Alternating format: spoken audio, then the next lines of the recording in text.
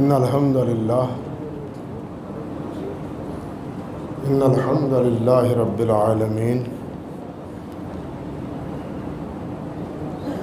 حمدا كثيرا طيبا مباركا فيه اللهم لك الحمد كما ينبغي لجلال وجهك وعظيم سلطانك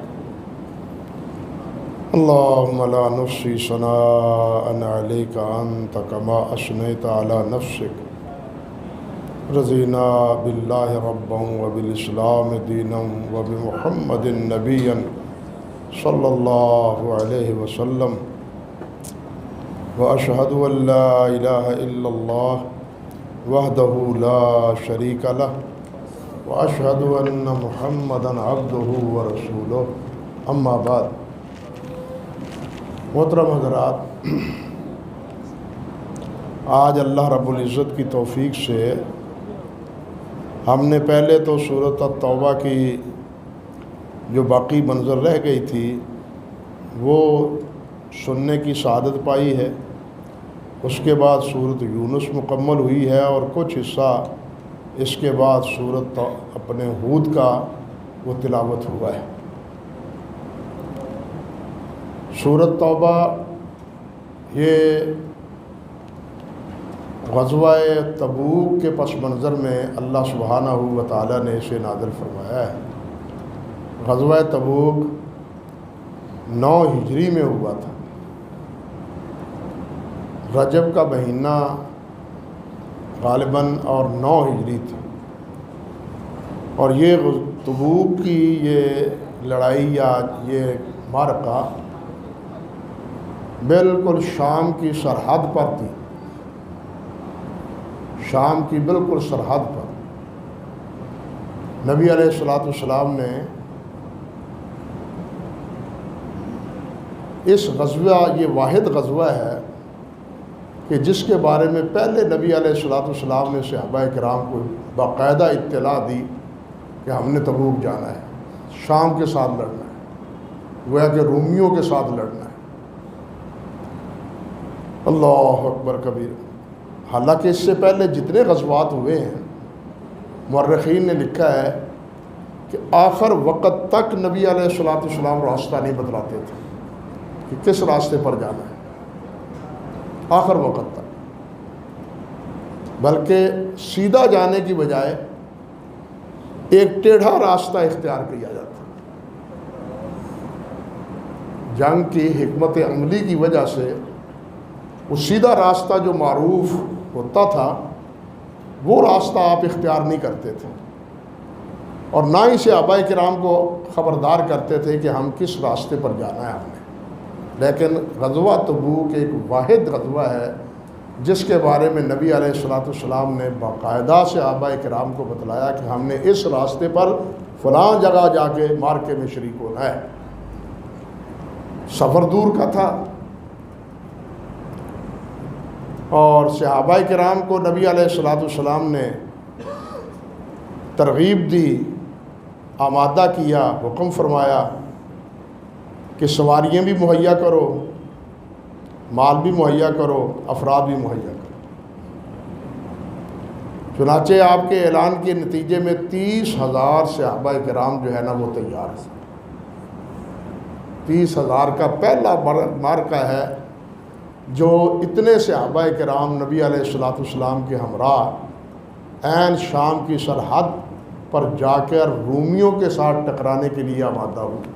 رومی اس وقت کی ایک سپر پاور طاقت، 2 تھیں، ایک ایران اور دوسرا روم۔ روم کو اللہ ذوالجلال نے شان و شوکت دی، پہلے تو ایران روم سے الجھا اور ایران کا غلبہ رہا، لیکن ایک وقت آیا کہ اللہ سبحانہ و تعالیٰ نے فرما دیا سورۃ روم میں جس طرح ہے کہ چند دنوں کی کھیل ہے، ان قریب ہی روم ان پر غالب آئیں گے۔ چنانچہ روم غالب آئے، یہ آگے جب بات آئے گی تو پھر کریں گے انشاءاللہ العزیز۔ اب صحابہ کرام رضوان اللہ علیہ مجمعین نے اس کی تیاری کی ایسی کیفیت مثال قرآن مجید میں بیان ہوئی ہے، رونگٹے کھڑے ہو جاتے ہیں۔ صحابہ کرام رضوان اللہ علیہ مجمعین بعض وہ بھی ہیں جن کے پاس کچھ بھی نہیں، اپنا آپ حاضر انہوں نے کر دیا، ہم حاضر ہیں، ہمارے پاس مال بھی نہیں ہے، ہمارے پاس سواری بھی نہیں ہے، ہماری سواری کا انتظام کریں۔ نبی علیہ الصلوۃ والسلام بھی متفکر ہوئے اور پشیمان ہوتے، آپ فرماتے میرے پاس سواریاں نہیں، میرے پاس سواریاں نہیں، اور صحابہ کرام روتے ہوئے نبی علیہ الصلوۃ والسلام کی مجلس سے نکلتے ہوئے، ہم کریں تو پھر کریں کیا، اتنا دور کا سفر، اور سفر بھی بالکل گرمی کا، جون جولائی کے دن، جن دنوں میں یہ کھجوریں پکتی ہیں، کھجوریں جون جولائی کے دنوں میں پکتی، اور منافقوں نے تو اس وجہ سے کہا تھا کہ سفر دور ہے اور ادھر فصل پکی ہوئی ہے، فصل کو سنبھالیں یا آپ کے ہمراہ جائیں، گرمی بھی بڑی شدت۔ اللہ ذوالجلال والاکرام نے بڑی عجیب بات فرمائی کہ تمہیں دنیا کی گرمی کا احساس ہے، یہ یاد رکھو کہ جہنم کی گرمی تو اس سے بہت زیادہ ہے، نار و جہنم اشد حرا، جہنم کی آگ اس سے کہیں زیادہ ہے، تم اس کا خوف کرو، اور تم اس کے خوف سے حکم عدولی کر رہے ہو، اللہ اکبر کبیر۔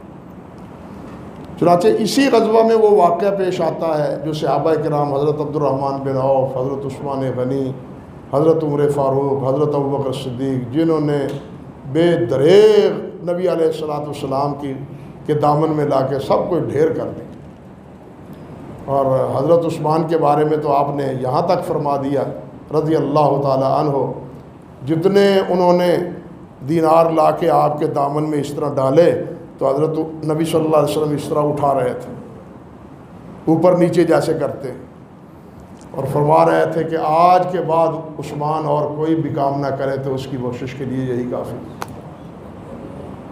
اللہ اکبر۔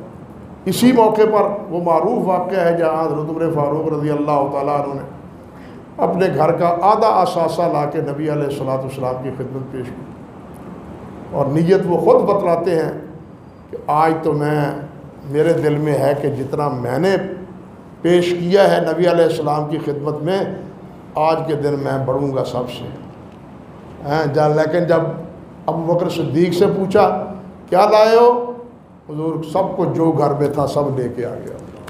عمر کہنے لگے میں نہیں بڑھ سکتا، میں ابوبکر سے نہیں بڑھ سکتا۔ اللہ اکبر کبیر۔ اندازہ کیجیے، یہ ہے وفی ذالک فلیتنافس المتنافسون، ان چیزوں میں آگے بڑھنے کی بات ہے۔ صحابہ کرام نیکی میں آگے بڑھنے کی کوشش کرتے تھے، ہماری چالیں تو مختلف ہیں، ہماری تبودع ہوتی ہے دنیا کے میں آگے کمانے میں آگے بڑھنا ایک دوسرے سے۔ اگر کسی کے پاس ایک گھر ہے میرے پاس دو ہونے چاہیے، اگر ایک کے پاس ایک گاڑی ہے میرے پاس دو گاڑیاں ہونی چاہیے۔ ہماری مسابقت یہ ہے، ہماری مسابقت یہ ہے، لیکن ان کی مسابقت یہ تھی کہ ہم نیکی میں آگے بڑھیں، اللہ کی رضا حاصل کرنے کے لیے آگے ایک دوسرے سے بڑھیں، یہ جذبہ ان میں کار فرما تھا۔ اللہ اکبر کبیرہ۔ اور اسی یعنی غزوہ کے بعد اللہ ذوالجلال والاکرام نے صاف فرمایا ہے کہ اس غزوہ میں شریک ہونے والے جو مہاجر ہیں وہ بھی، جو انصار ہیں وہ بھی، جو دوسرے ہیں وہ بھی، میں نے سب کو معاف کر دی، سب کو معاف کر دی۔ اب یہ 9 کا واقعہ ہے، 9 ہجری میں گویا نبی علیہ الصلوۃ والسلام کے ہمراہ جانے والے ان تمام صحابہ کی بخشش اور مغفرت کا پروانہ اللہ ذوالجلال نے اس صورت میں دیا ہے۔ باقی مواقع علیحدہ ہیں، یہ علیحدہ مسئلہ ہے، بدر کی فضیلتیں علیحدہ ہیں، صلح حدیبیہ کی فضیلتیں علیحدہ ہیں، پھر اس کے بعد جناب غزوہ تبوک کی علیحدہ ہیں، پھر اس کے بعد اللہ آپ کا بھلا کرے فتح مکہ کی علیحدہ ہے۔ یہ تو قسمت کی باتیں ہیں۔ بہرحال اس غزوے پر بھی جو کچھ صحابہ نے عمل و کردار ادا کیا ہے، اللہ رب العزت اتنے راضی ہوئے کہ اللہ پاک فرماتے ہیں کہ میں نے ان کو سب کو معاف کر دیا۔ لیکن کچھ بد نصیب ایسے ہیں جو آج تک معاف کرنے کے لیے تیار نہیں ہو، انہیں معاف کرنے کے لیے تیار نہیں، اتنی خدمتوں کے باوجود۔ پھر اسی رجب کے بعد آپ 20 دن وہاں ٹھہرے، یعنی تبوک جا کے آپ 20 دن میدان میں ٹھہرے ہیں اور سامنے روم کا کوئی لشکر نہیں آیا. یہ کیا مسئلہ ہوا بھائی؟ رومی مقابلے کے لیے آیا ہی نہیں. بات یہ تھی کہ روم نے اس سے پہلے ایک نظارہ دیکھا تھا جنگ موتا میں، جب صحابہ کرام کی تعداد صرف 3000 تھی اور روم کی تعداد 1,00,000 تھی. روم کی تعداد 1,00,000 تھی، ادھر صرف 3000 ہیں. اب مقابلے میں ایک کے 30 آ رہے ہیں، مقابلے میں ایک کے قریباً 30 افراد آ رہے ہیں. اور اس کے نتیجے میں جو ہزیمت، جو پستی، مسلمان صحابہ کرام شہید ہوئے، لیکن شکست کنہوں نے کھائی؟ روم نے کھائی. روم نے یہ سمجھا کہ اس وقت تو 3,000 تھے، اب 30,000 ہیں، اب تو 2,00,000 بھی ہم بھیج دیں فوج تو تب بھی مقابلہ مشکل ہوگا. کہتے ہیں اس خوف کی وجہ سے روم اپنے لشکر کو مقابلے میں نہیں لایا. صحابہ کرام رضوان اللہ علیہ اجمعین کی یہ جانساری جو پہلے غزوہ موتا میں وہ دیکھ چکے تھے، اس کو اس پس منظر میں روم نے مقابلہ. اور آپ وہاں 20 دن پڑاؤ ڈالا، ٹھہرے، اردا گرد کے قبائل ان پر اثر ہوا، وہ مسلمان ہو گئے اللہ کے فضل و کرم سے، اور نبی علیہ السلام بامراد واپس لوٹے. یہ رجب کی بات ہے، شعبان میں واپس لوٹے. فتح مکہ 1 سال پہلے ہو چکا تھا 8 کو، اور 8 کو جو پہلا حج تھا، یہ بھی اتفاق ہے، یہ بھی ایک اتفاق ہے کہ بدر، وہ بھی بدر اس میں رمضان میں ہوا، اور اسی طرح فتح مکہ وہ بھی رمضان میں ہوا. فتح مکہ بھی رمضان میں اور بدر بھی رمضان میں. اب فتح مکہ کے بعد 9 کو جو پہلا حج تھا، اس کی امارت، اس کی نگرانی کے لیے نبی علیہ السلام نے حضرت ابوبکر صدیق کو منتخب کیا. گویا پہلا یہ اسلامی حج تھا 9 ذی الحج کا. فتح مکہ میں 8 میں مسلمانوں نے بھی حج کیا، کفار نے بھی حج کیا. کفار نے اپنے طریقے پر، مسلمانوں نے اپنے طریقے پر. جو طریقہ تھا بتلایا تھا انہیں، 9 کو مسلمانوں نے کیا، اور اسی میں یہ ابتدائی آیات سورۃ برات کی، برات من اللہ ورسولہ الی الذین عاہدتم من المشرکین، یہ آپ ابوبکر صدیق کو روانہ کر چکے. اس کے بعد اللہ ذوالجلال نے یہ ابتدائی آیات نازل فرمائی کہ جا کے مکے والوں کو، مشرکین کو خبردار کر دو کہ یہ سال تو ہم نے تمہیں نظر انداز کر دیا، لیکن آج کے بعد ہم تمہارے ساتھ، ہمارا تمہارے ساتھ کوئی ناطہ نہیں، کوئی قرب نہیں، ہمارا برات ہے، بری ذمہ ہے ہم تم سے، اپنا آپ انتظام کرو. اور خبردار، آج کے بعد کوئی بھی مشرک حج نہ کرے، اور کوئی بھی بیت اللہ کا طواف جو ہے وہ ننگا نہ کرے. وہ عجیب بات تھی، طواف ننگا کرتے تھے قبائل کچھ، یہ سمجھتے ہوئے دیکھو شیطان کیسا بے ایمان ہے کہ وہ کہتے تھے دیکھو انہاں کپڑے نہ تے اسی گناہ کرنے ہیں تے انہاں یہی کپڑے پا کے پھر اللہ دے حضور اللہ دے گھر دا طواف کریے. اندازہ کرے شیطان کیسے بہکاتا ہے، نیکی کے نام سے، تواضع کے نام سے کیسا پھسلاتا ہے اور کیسے پھسلاتا ہے. اور وہ ننگا کرتے تھے طواف، جن کو یہ مسئلہ نہیں سمجھ آتا تھا. تو اللہ ذوالجلال نے یہ آیات نازل فرمائی، تو نبی علیہ السلام نے چاہا کہ یہ پیغام بھیجوں. چنانچہ حضرت علی رضی اللہ تعالی عنہ کو اس صورتوں کی یہی ابتدائی آیات یاد کروا کے پیغام دینے کے لیے حضرت علی کو نبی علیہ السلام نے بھیجا. یہاں ایک مسئلہ ہے، حدیث میں آتا ہے، تاریخ میں بھی بعض صحابہ نے مشورہ دیا کہ کسی اور کو بھیج دو. آپ نے فرمایا نہیں، یہ اعلان میں تو جا نہیں رہا، لیکن یہ اعلان میری طرف سے میرے ہی خاندان کا کوئی آدمی کرے تو زیادہ انسب، میرے خاندان کا، میرے نسب کا جو بندہ ہے وہی اس کا اعلان کرے تو یہ زیادہ مناسب ہے۔ اس لیے آپ نے فرمایا کہ علی کو بھیجنا چاہیے رضی اللہ تعالی عنہ۔ حضرت علی گئے، راستے میں ملے حضرت ابوبکر صدیق رضی اللہ تعالیٰ عنہ سے، جا کے پیغام دیا تو حضرت ابوبکر صدیق رضی اللہ تعالیٰ عنہ نے فرمایا کہ حضرت یہ فرمائیں کہ آپ کو اللہ ذوالجلال والاکرام کے پیارے پیغمبر نے امیر بنا کے بھیجا ہے یا مامور بنا کے بھیجا ہے؟ اگر آپ کو امیر بھی بنایا ہے تو یہ لے امارت آپ کی، حج کی امارت بھی آپ لیں، اعلان بھی آپ کریں۔ حضرت علی فرمانے لگے نہیں، مجھے امیر الحج نہیں بنایا، مجھے پیغام دینے کے لیے بنایا ہے، مجھے پیغام دینے کے لیے بھیجا ہے۔ اب آپ نقطہ سمجھ رہے ہیں کہ پیغام دینے کے لیے نبی علیہ السلام نے حضرت علی کو منتخب کیا، لیکن امیر الحج بدستور کس کو باقی رکھا؟ حضرت ابوبکر صدیق رضی اللہ تعالی عنہ۔ یہاں دوسری بات قابل غور یہ بھی ہے کہ ابوبکر صدیق رضی اللہ تعالی عنہ گویا کہ 9 ذی الحج میں پہلا حج مسلمانوں کا، صحابہ کرام کا، وہ حضرت ابوبکر صدیق کی امارت میں ہوا۔ تو جو امیر ہے جو امام ہے، ظاہر ہے کہ اس کو زیادہ علم ہے حج کے مسائل کے بارے میں نسبتاً دوسرے کے۔ پھر جب بھی کوئی مسئلہ پیش آئے گا تو وہ پوچھیں گے اپنے امیر سے کہ یہاں کیسے حل کریں، یہ مسئلہ کیسے، یہ مسئلہ کیسے۔ تو حضرت ابوبکر صدیق کو امیر رکھا ہے۔ اور اگر اس کے ساتھ ایک اور بات بھی ملائیں، آخری ایام میں نبی علیہ السلام کے پاس ایک خاتون آئی، صحیح بخاری کی روایت ہے، خاتون آئی، نبی علیہ السلام نے فرمایا کہ میرے پاس تو تیرے لیے تعاون کے لیے کوئی چیز میرے پاس اس وقت نہیں، پھر آنا اللہ مجھے دے گا تو میں بھی تجھے دے دوں گا۔ چلی گئی، راستے میں کسی نے بات پوچھی، اماں کیا لینے آئی تھی؟ میں اس مقصد کے لیے آئی تھی، غریب عورت ہوں۔ تو بات بنی نہیں، نبی علیہ السلام فرماتے ہیں کسی اور وقت آنا۔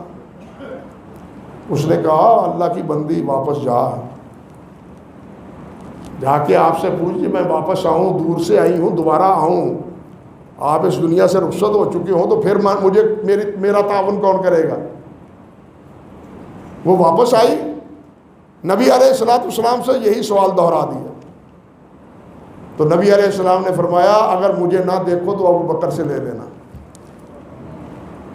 میرا وعدہ ابوبکر پورا کرے گا۔ وعدے بھی کون پورا کر رہا ہے؟ کیا کہہ رہے ہیں؟ کس کے بارے میں فرمایا جا رہا ہے؟ ابوبکر کے بارے میں۔ امیر حج بھی بنایا جا رہا ہے تو کس کو بنایا جا رہا ہے؟ ابوبکر کو۔ سفر کا ساتھی بنایا ہے، جس طرح کل آپ سن رہے ہیں، سفر کا ساتھی بنایا ہے تو وہ بھی کس کو بنایا ہے؟ ابوبکر کو رضی اللہ تعالی عنہ۔ اور پھر جب بیمار پڑے ہیں تو مصلی کا امام بھی بنایا ہے تو کس کو؟ ابوبکر کو۔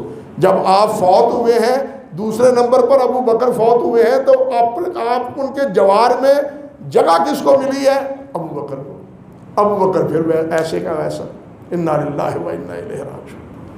یعنی ابوبکر کی ایک طرف رضی اللہ تعالیٰ عنہ کی یہ سعادتیں ہیں، یہ ان کو اللہ تعالیٰ نے اعزازات عطا فرمائے ہیں، اور دوسری طرف بد نصیب وہ بھی ہیں جن کے دل سے ابوبکر کے بارے میں بغض، حسد، اناد نکلتا ہی نہیں۔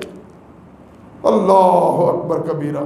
حضرت عائشہ رضی اللہ تعالی عنہ کا ایک فرمان ہے بڑا عجیب، وہ فرماتی ہیں کہ یہ لوگ جو صحابہ کرام کے بارے میں بد کلامی کرتے ہیں نا، دراصل مسئلہ یہ ہے، اللہ کے نبی نے فرمایا تھا کہ اذا مات الانسان انقطع عمله، جب آدمی مر جاتا ہے نا تو اس کا نامہ اعمال بند ہو جاتا ہے، الا من ثلاثہ، 3 چیزیں ہیں جس کی وجہ سے اس کے نامہ اعمال میں اجر بڑھتا رہتا ہے۔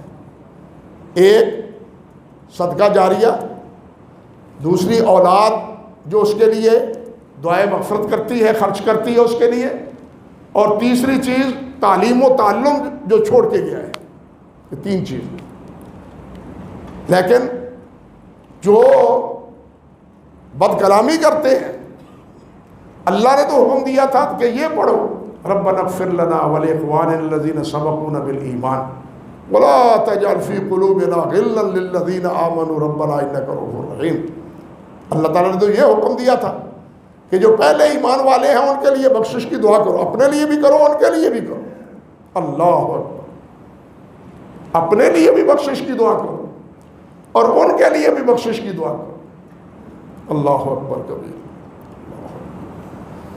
لیکن یہ بد نصیب کیا ہے، یہ دعا کرنے کی بجائے بد دعائیں دیتے ہیں، گالیاں دیتے ہیں۔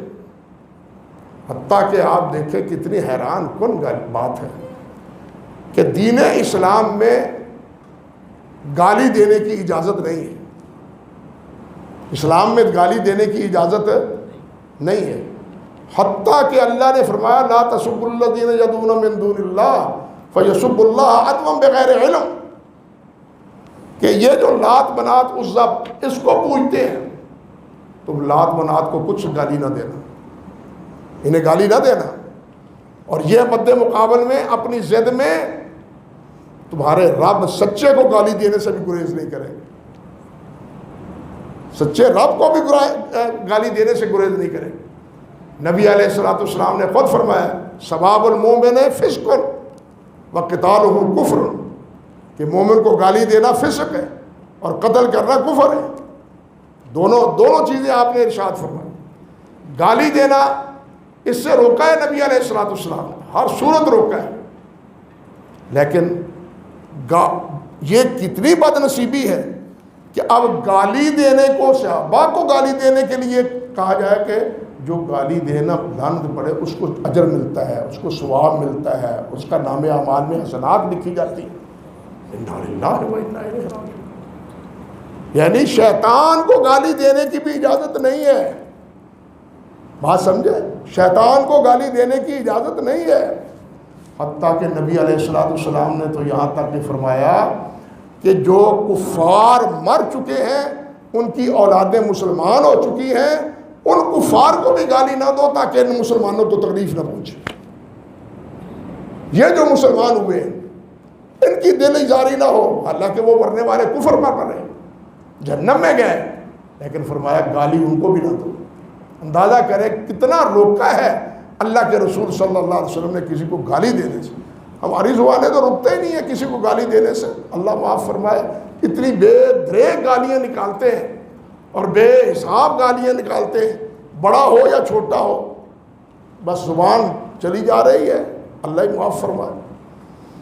اللہ اکبر کبیرہ۔ لیکن ان کے ہاں کیا ہے کہ گالی دینا اجر و ثواب کا باعث۔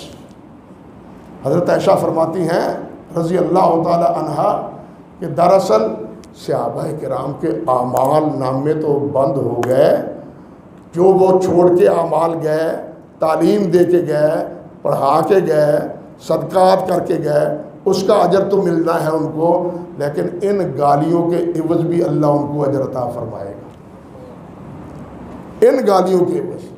وہ ہمارے مولانا اسماعیل سلفی رحمۃ اللہ علیہ نور اللہ مرقدہ، ہاں وہ فرمایا کرتے تھے، وہ کہتے کسی نے کہا جی مولوی صاحب تو بڑا برا بھلا کہندا تسی اس طرح دے دو اس طرح دے، وہ فرمان لگے چھڈ یار ساڈے دھوبی نے، بات سمجھ گئے، یہ ساڈے دھوبی نے، یعنی ہم پر تنقید کر کے دراصل ہمارے ہاں نامہ اعمال صاف کر رہے ہیں۔ یہی بات گویا حضرت عائشہ رضی اللہ تعالی عنہا نے فرمائی۔ آپ اندازہ کریں کہ ہر جگہ نعمت، پھر جہاں دیکھیں نماز کی قیادت بھی، حج کی قیادت بھی، اور زکوٰۃ کے بارے میں جو صحیح ترین روایات ہیں وہ بھی حضرت ابوبکر صدیق سے، جن کو لکھ کے حضرت معاذ رضی اللہ تعالیٰ عنہ کے پاس یمن میں بھیجا تھا کہ اس حساب سے زکوٰۃ لینی ہے لوگوں سے۔ دین کے فرائض تو بنیادی یہی ہے نا، نماز، حج، زکوٰۃ، روزہ تو ہے ہر فردی آدمی، کلمہ ہے انفراد، باقی مسلمانوں کے ساتھ معاملات تو یہی ہے نا، نماز کا، زکوٰۃ کا، اور حج کا. یارو یہ تینوں کی امارت، صدارت، قیادت کس کو دی ہے نبی علیہ السلام نے؟ ابو بکر صدیق. اسی لیے تو ابو سعید خدری کہتے ہیں، صحیح بخاری میں ہے کہ کان ابو بکر اعلمنا، کہ ابو بکر ہم میں سب سے زیادہ علم رکھنے والے تھے. تو خیر کہنے کا مقصد یہ تھا کہ اس غزوے کے بعد جو پہلا حج ہوا ہے وہ حضرت ابوبکر صدیق رضی اللہ تعالیٰ عنہ کی عمارت میں ہوا. حضرت ابوبکر صدیق کی عمارت میں حج ہوا، اور وہاں منا میں حضرت علی رضی اللہ تعالیٰ عنہ نے نبی علیہ السلام کی نیابت کرتے ہوئے سورۃ التوبہ کی یہ ابتدائی آیات تلاوت فرمائیں، اور اس میں یہ کہا کہ وَأَذَانٌ مِّنَ اللَّهِ وَرَسُولِهِ إِلَى النَّاسِ یوم الحج الاکبر ان اللہ بریء من المشرکین ورسولہ. یہ آیت پڑھ کے سنائیں. سن لو حج اکبر کے دن، حج اکبر کون سا دن؟ یوم النحر کا. ہمارے ہاں جو معروف بات ہوگی نا، جمعے کا حج ہوگا تو حج اکبر دوڑ لگی ہوئی ہوتی ہے. یہ سراسر بے خبری ہے، جہالت ہے. جمعے کا حج اکبر نہیں، لوگوں نے بنا دیا ہے اس کو. حج اکبر کا دن، اس سے مراد 10 ذی الحج، بات سمجھے نا، 10 ذی الحج ہے. تو فرمایا کہ یوم الحج الاکبر ان اللہ بریء من المشرکین ورسولہ. سن لو اللہ تم سے بری، اللہ کا رسول بھی تم سے بری. تمہارے ساتھ ہمارا ناطہ ٹوٹ گیا، تعلق ٹوٹ گیا، اللہ یہ کہ تم مسلمان ہو جاؤ. اللہ فین توبتم فہو خیر لکم، توبہ کر لو تو یہ تمہارے لیے بہتر ہے. وَإِن تَوَلَّيْتُمْ فَاعْلَمُوا أَنَّكُمْ غَيْرُ مُعْجِزِ اللَّهِ. اور یاد رکھو اگر تم دعوت کو قبول نہیں کرتے تو تم اللہ کو عاجز نہیں کر سکتے. تم خود ہی عاجز ہوگے جب تم اللہ ذوالجلال کے عذاب میں دھر لیے جاؤ گے. وَبَشِّرِ الَّذِينَ كَفَرُوا بِعَذَابٍ أَلِيمٍ، بعذاب علیم. سن لو پھر تمہارے لیے اللہ ذوالجلال نے دردناک عذاب بھی تیار رکھا. پھر اسی صورت میں اللہ سبحانہ و تعالیٰ نے جہاد کی ترغیب بھی دی، اور بالخصوص جہاد کی کہنا چاہیے ترغیب کے ساتھ ساتھ یہ جو غزوہ تبوک میں 3 ساتھیوں کا عمل تھا وہ اپنی جگہ ایک تفسیر طرف داستان ہے، اور بڑی ایمان افروز داستان ہے. جنہوں نے جھوٹ نہیں بولا، سچ بولا. ان کی سچ کا صلہ اللہ ذوالجلال نے یہ دیا کہ اللہ نے پوری ایک آیت میں فرما دیا یا ایھا الذین آمنوا اتقوا اللہ وکونوا مع الصادقین. ان کے سچ کا نتیجہ یہ نکلا کہ اللہ نے فرمایا یا ایھا الذین آمنوا اتقوا اللہ وکونوا مع الصادقین. منافقوں کے ساتھی نہ بنو بلکہ سچوں کا ساتھ دو. غلطی ان سے ہوئی ہے لیکن انہوں نے سچ بولا ہے. منافقوں کے بارے میں یہ اسی مقام میں فرمایا یعنی جاہدوا الکفار والمنافقین واغلظ علیہم. کافروں کے ساتھ، مشرکوں کے ساتھ جہاد کرو، اور منافقوں کے ساتھ بھی جہاد کرو. اب 9 کو جب غزوے سے واپس آئے ہیں تو ایک منافق کا گھر، مجھے اس وقت نام یاد نہیں، جہاں یہ سازشی گروہ اکٹھا ہو کے منصوبے بناتا تھا، واپسی پہ نبی علیہ السلام نے فرمایا گھر کو جلا دو. یہ تھا واغلظ علیہم، ان کے گھر کو جلا دو. پھر انہوں نے سازش کی کہ ایک مسجد قباء کے پڑوس میں مسجد بنائے، ہم علیحدہ نمازیں پڑھیں یا نہ پڑھیں علیحدہ مسئلہ ہے، لیکن مسجد کے نام پہ کم سے کم یہ تو ہوگا ہم نماز پڑھتے ہیں، پڑھیں یا نہ پڑھیں. جب مسجد ہم بنائیں گے تو ہمیں یہ تحفظ ہوگا کہ یہ نماز پڑھتے ہیں، ورنہ کافر اور منافق نے کیا نماز پڑھنی. بات سمجھے نا، اس نے کافر اور منافق نے کیا نماز پڑھنی. لیکن انہوں نے پوری کوشش کی کہ نبی علیہ السلام یہاں قدم رنجہ فرمائیں، جناب ایک نماز پڑھیں، یہاں ہمارے ہاں تشریف لائیں. اللہ نے فرمایا واغلظ علیہم، سختی کرو،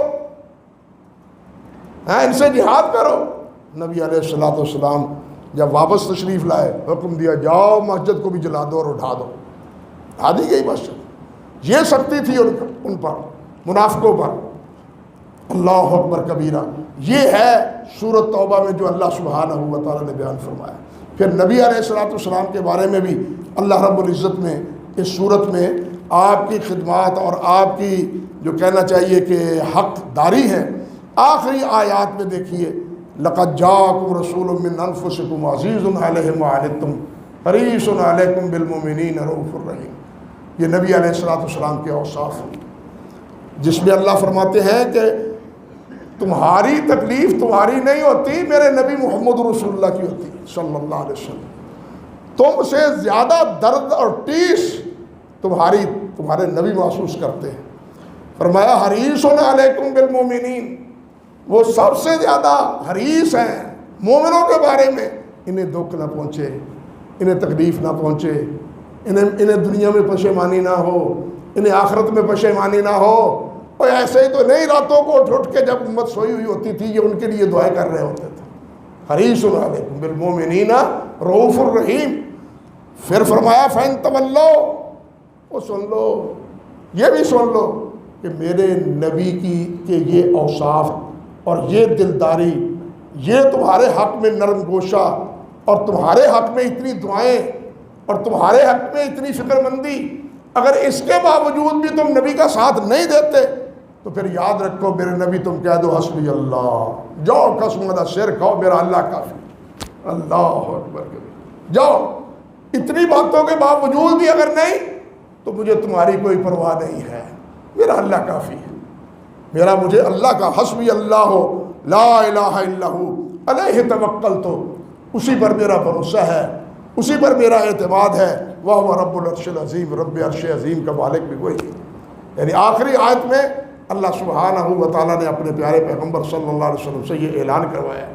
اور سورۃ یونس جو اس کے بعد ہے یہ تو سورۃ مکی ہے، اور آپ یہ تو جانتے ہیں کہ مکی صورت میں اکثر و بیشتر توحید اور اخلاق کے مسائل ہیں، توحید و رسالت قیامت کے، توحید کے، رسالت کے اور اخلاق و آداب کے۔ اس صورت کا موضوع یہی ہے، اور اس صورت یعنی توبہ کے بعد یہ صورت یونس میں 2 انبیاء کے واقعات بلکہ 3 کے واقعات بطور خاص ذکر کیے، ایک حضرت نوح علیہ السلام کا، ایک حضرت موسیٰ علیہ السلام کا، ایک حضرت یونس علیہ السلام کا، جن کے نام پر یہ صورت ہے، جن کے نام سے یہ صورت ہے۔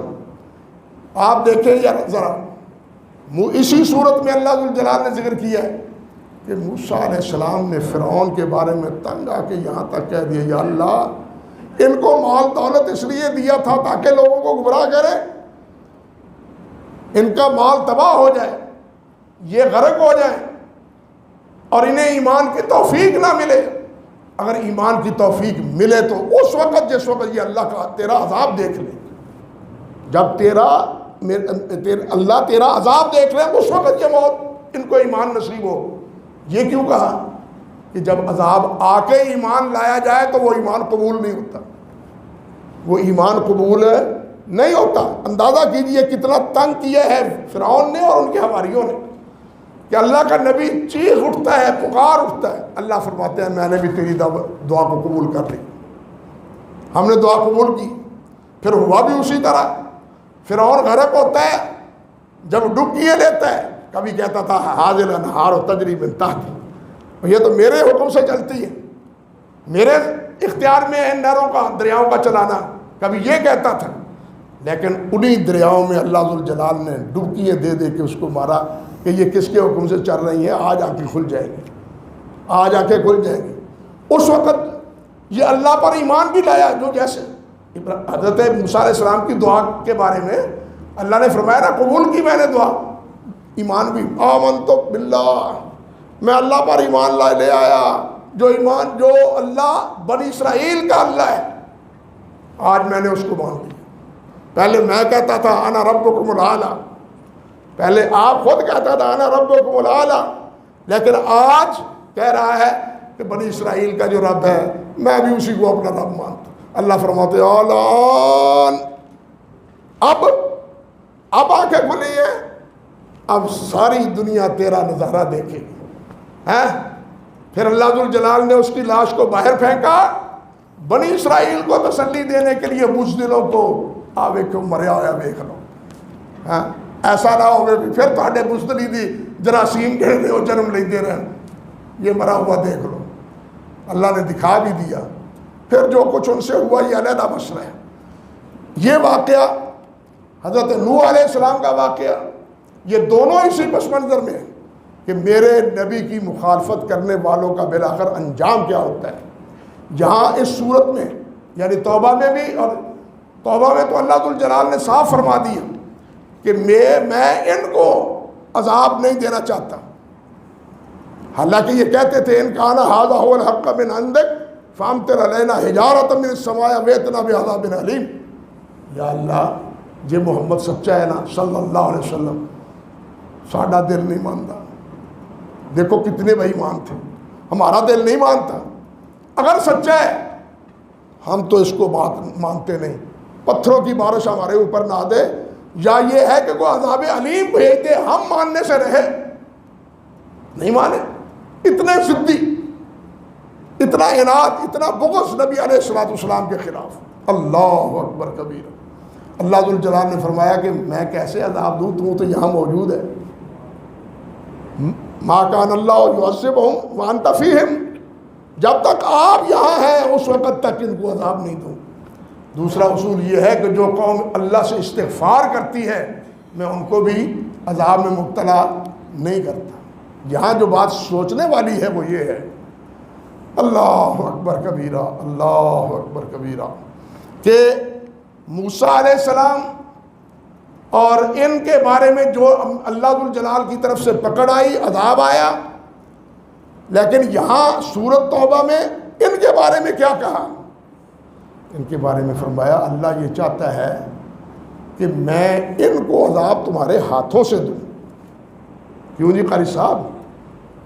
میں تمہیں یہ عذاب، ان پر عذاب آئے لیکن آسمانی نہیں، زمینی نہیں، جس طرح پہلی قوموں پر آتا رہا، بلکہ تمہارے ہاتھوں ان کو مزہ چکھاؤں۔ اور پھر مزہ چکھایا اللہ ذوالجلال نے، صحابہ کرام کے ہاتھوں یہ تہ تیب ہوئے، حتیٰ کہ پورا مکہ اللہ ذوالجلال کے فضل و کرم سے فتح ہو۔ تو اللہ ذوالجلال کی یہ حکمت عملی تھی کہ اپنی طرف سے نہیں، اور ظاہر بات ہے کہ جب دشمن پر اپنے ہاتھ سے جو غلبہ آتا ہے یعنی اچانک عذاب کے مقابلے میں، وہ زیادہ مؤثر پذیر ہوتا ہے اور زیادہ انسان کے سنبھلنے اور انسان کی رہنمائی کے لیے سبب بن جاتا ہے۔